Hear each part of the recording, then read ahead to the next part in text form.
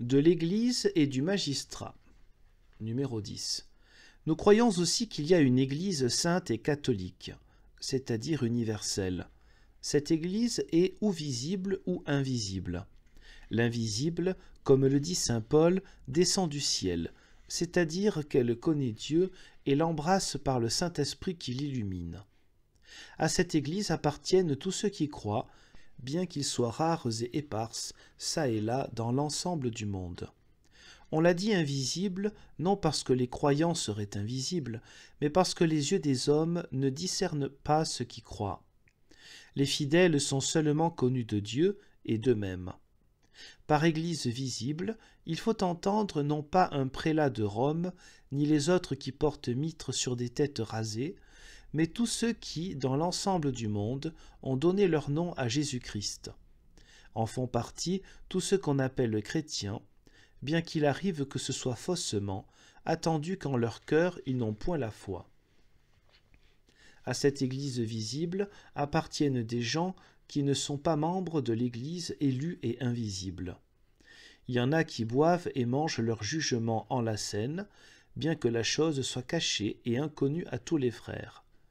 Parce que cette Église visible comprend des rebelles et des obstinés qui, n'ayant pas de foi, ne se soucient pas qu'on les en chasse, on n'a besoin que des magistrats et administrateurs de justice, Romains 13:1, soit des princes, soit les principaux des villes, répriment et corrigent ceux qui s'abandonnent à forfaits et maléfices. Ils ne portent certainement pas le glaive sans raison, puisqu'en l'Église, il y a des pasteurs qui, comme l'on peut voir en Jérémie, se prennent aussi pour des princes. Il apparaît que sans magistrat, l'Église est mutilée et imparfaite. Il s'en faut de beaucoup rois très débonnaires que nous fuyions les magistrats ou que nous voulions les supprimer et les abolir, comme certains nous en accusent. Au contraire, nous enseignons que les magistrats sont nécessaires à la perfection et à l'accomplissement du corps de l'Église. Écoute, sire, en peu de mots, ce que nous enseignons à ce propos. Les Grecs distinguent 3 sortes de magistrature, tous les 3 pouvant dégénérer et s'abattardir en vice. D'abord, la monarchie, que nous pouvons appeler avec les latins royaume ou empire, où un seul préside et domine sur la totalité des choses, avec équité et douceur. S'il vient à dégénérer et à s'abattardir, il contredit la monarchie et il parle dans ce cas de tyrannie, que nous pourrions caractériser, mais improprement, par la violence ou la cruauté. Les latins, empruntant ce terme au grec, parlent de tyrannie quand le prince méprise la religion et l'honneur de Dieu, quand il foule aux pieds le droit et l'équité, quand il traite toute chose par force et violence, et qu'il permet que tout ce qui lui plaît soit fait légalement. Ils reconnaissent une autre sorte de magistrature qu'ils nomment aristocratie, c'est-à-dire pouvoir ou gouvernement des plus prudents et des gens de bien. Président, gouverne et règne sur le peuple ceux qui sont les plus dévoués à la religion et dont le cœur persiste entièrement et avec vigilance dans son observation et sa conservation. Quand cette sorte de magistrature dégénère en vice, elle se transforme en ce qu'ils appellent oligarchie, c'est-à-dire la domination et le règne de peu de gens, quand certains s'élèvent en domination et n'aiment point le bien public, mais suivent seulement leurs profits particuliers, lorsqu'ils oppriment et détruisent la République et en font leur possession personnelle. Enfin, ils reconnaissent une autre sorte de magistrature qu'ils nomment démocratie, que nous appelons publique, quand le peuple public et universel régit toutes choses, quand les honneurs et offices sont entre les mains de tout le peuple. Cette magistrature, si elle dégénère, devient sédition, conspiration et tumulte, quand on ne peut plus ordonner, assujettir et mettre personne en son droit état et dû, mais que chacun, s'attribuant la puissance publique en tant que parti et membre de tout le peuple, suit avec audace et témérité sa convoitise et ses affections effrénées.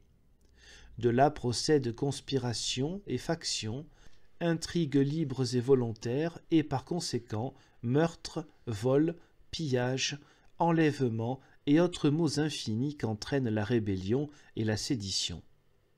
Nous reconnaissons ces différentes sortes de magistrature distinguées par les Grecs. Nous complétons ainsi. Si quelque roi ou prince domine, nous enseignons qu'il faut lui obéir et l'honorer selon cette parole du Christ « Rendez à César ce qui est à César et à Dieu ce qui est à Dieu ». Par César, nous entendons tout magistrat qui, par droit d'héritage ou par élection, a responsabilité et charge d'empire, de royaume, de gouvernement ou de domination. Si le roi ou le prince devient un tyran, nous le corrigeons de son audace et le tensons sans l'importuner s'il est possible, et allons jusqu'à l'importuner s'il ne s'amende pas. Car le Seigneur a dit à Jérémie, « Voici, je t'ai constitué sur les gens et royaumes, etc. » Jérémie 1, verset 7. S'il reçoit nos avertissements, nous avons gagné un père pour le royaume et pour tout le pays. Mais s'il s'endurcit et devient plus violent et cruel qu'auparavant, nous montrons et enseignons qu'il le faut souffrir et endurer, et même obéir à son iniquité, jusqu'à ce que le Seigneur Dieu l'ait déposé de sa magistrature, gouvernement ou empire, ou qu'il ait inspiré et donné conseil à ceux qui en ont la charge de le dépouiller, de le dessaisir de son état aux dignités, et de le ranger à son ordre et première condition. Pareillement, nous veillons et prenons soin que la puissance et domination des sages et de plusieurs gens de bien ne tombent entre les mains de quelques avaricieux qui ne pensent qu'à leur profit particulier, ou que l'état de la République ne se change point en sédition et trouble populaire. De cela, nous avons des exemples de l'Écriture sainte, d'où nous tirons ce que nous enseignons et admonestons. Samuel a enduré Saül jusqu'à ce que le Seigneur lui ait ôté à la fois le royaume et la vie. David s'amenda par la correction de Nathan et demeura en son royaume avec gros dangers, périls et tentations. Akab, avec sa femme, ne voulut pas délaisser sa mauvaise conduite et sa méchante volonté de désobéir à Dieu. Tous les deux en perdirent la vie. Saint Jean reprit hardiment et sans crainte Hérode, parce qu'il n'avait point de honte à entretenir la femme de son frère. Il serait long de produire tous les exemples de l'Écriture. Les doctes et fidèles entendent bien ce que nous disons et de quelle fontaine nous puisons. Pour résumer, en l'Église de Jésus-Christ, la magistrature est aussi nécessaire que la prédication, nonobstant que la prédication soit première. De même que l'homme ne pourrait subsister sans corps et âme, bien que le corps en soit la plus vile et plus méprisable partie, de même l'Église ne peut pas demeurer en son état et intégrité sans magistrat, encore que le magistrat traite des choses les plus grossières, celles qui sont les plus éloignées de l'esprit et qui lui sont les plus étrangères.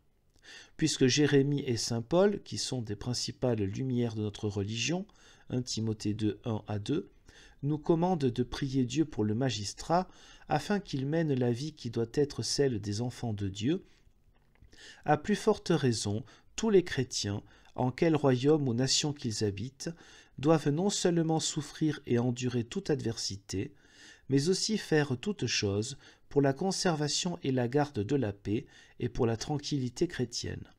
C'est pourquoi nous enseignons et prêchons qu'on doit payer cens, rente, revenus, décimes, taille, imposition, ce que l'on a promis, et en tout cela et en occasion semblable, entièrement obéir aux lois publiques.